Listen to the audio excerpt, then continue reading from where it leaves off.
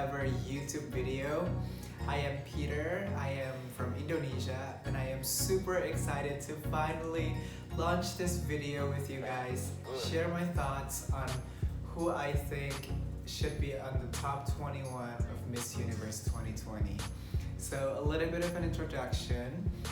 I love pageants since I was 8. That was back in 2003 when Amelia Vega won. That was the first pageant I have ever watched in my life, and ever since I was hooked. So it's been 18 years running now, and this year I feel like it's the perfect time for me to share what my thoughts are, who I think is performing really well in the Miss Universe 2020. So despite a low number of contestants this year due to the pandemic, we are seeing so many countries are stepping up their game this year. They are sending super strong delegates, and I'm very, very excited because we want to see different countries placed in the Miss Universe. Without further ado, here is my top 21 of Miss Universe 2020. The first is from the Asia Pacific region.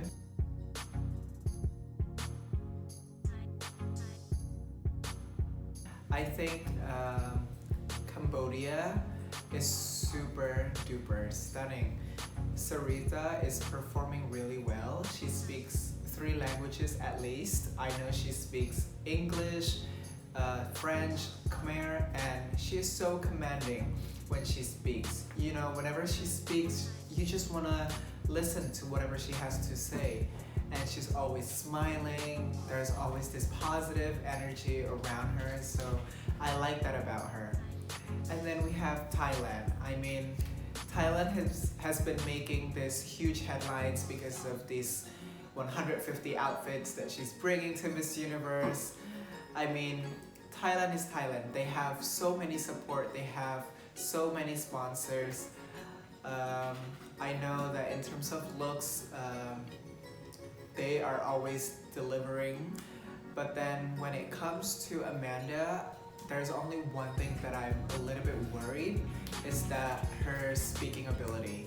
Because when I watched in the Miss Universe Thailand competition, I felt like her answers were not as strong as I would like them to be. So, but I'm sure, you know, since she was crowned up to now, she's been preparing. And other than that, we have Philippines, the powerhouse of pageants in the Asia Pacific region, right? Philippines is Philippines. I know that Philippines will always come really strong when it comes to pageantry, and Rabia. I feel like Rabia is super stunning. However, I feel like her Q&A or her speaking ability is not as strong as I would like her to be. You know, because you know we're so used to seeing like really strong girls from the country, from Philippines. Like, I feel like Rabia is not on the level of Catriona or Pia. I want to see more from her. And then we have Indonesia. And I may be biased because I am from Indonesia, but I feel like Indonesia, Ayuma, although I'm gonna be honest, I don't think her speaking ability is as strong as Frederica, but there's something that I like about Ayuma, is that, well, there are 2 things. One, she's very determined, I know that. She's a very determined girl. And then 2, she's very pure-hearted. She's very religious. And right now, during the Miss Universe competition, it's actually the Ramadan season. So during the Ramadan, all the Muslims worldwide, they fast from sunrise to sunset.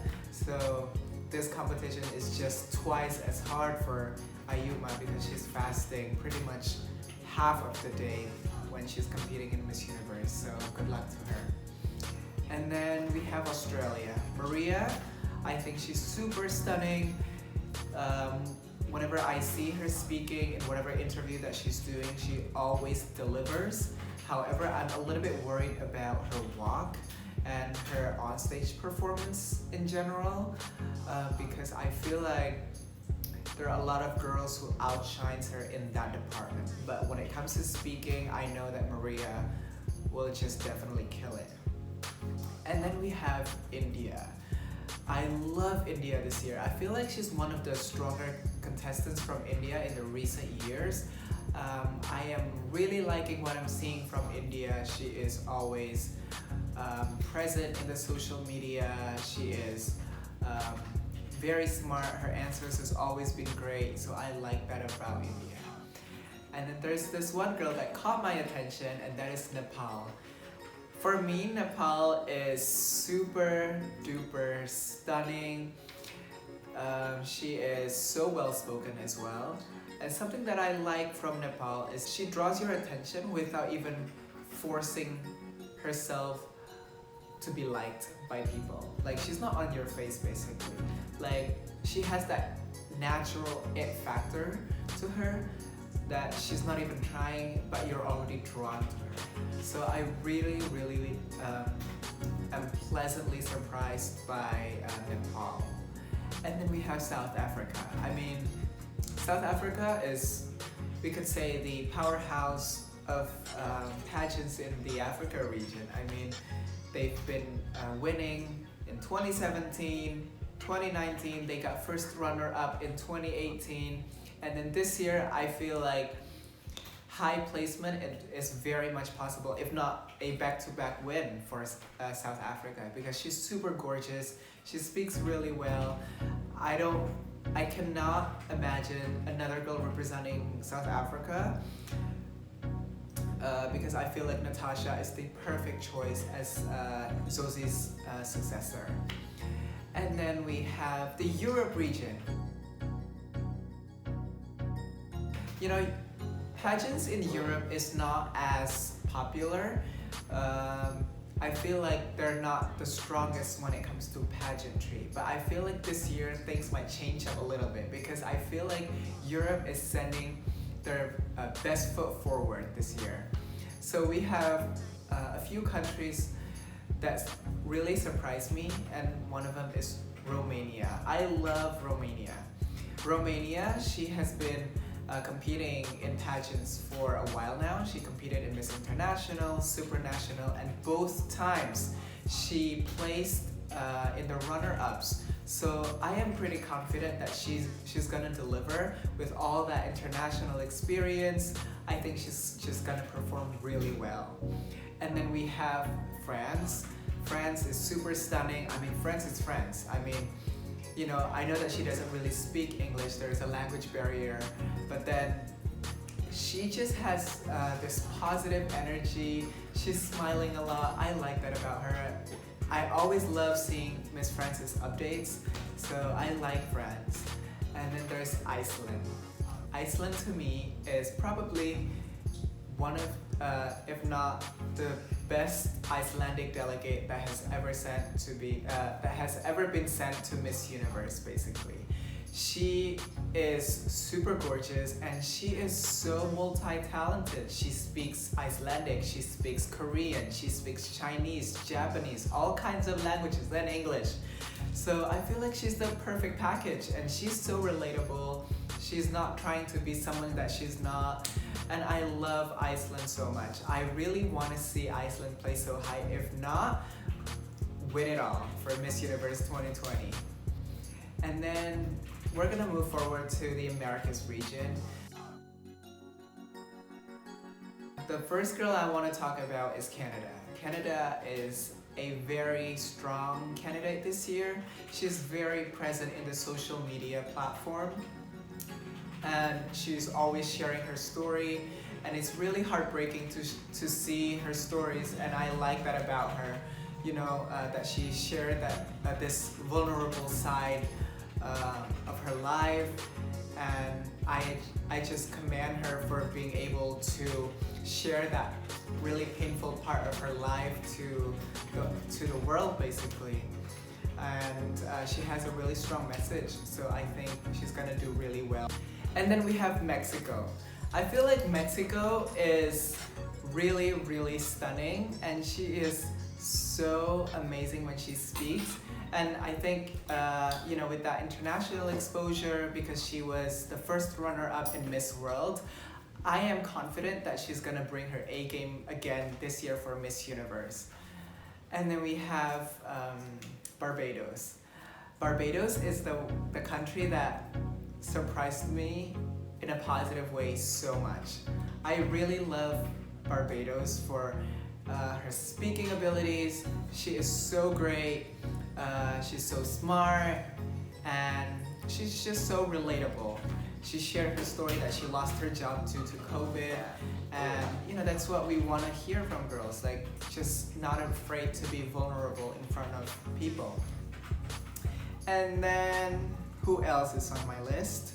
I also like Venezuela. Venezuela to me is an example of a success story.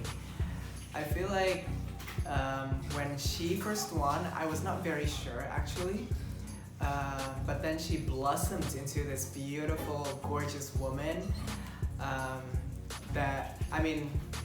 Venezuela is Venezuela after all. I know that she will come fully prepared for Miss Universe.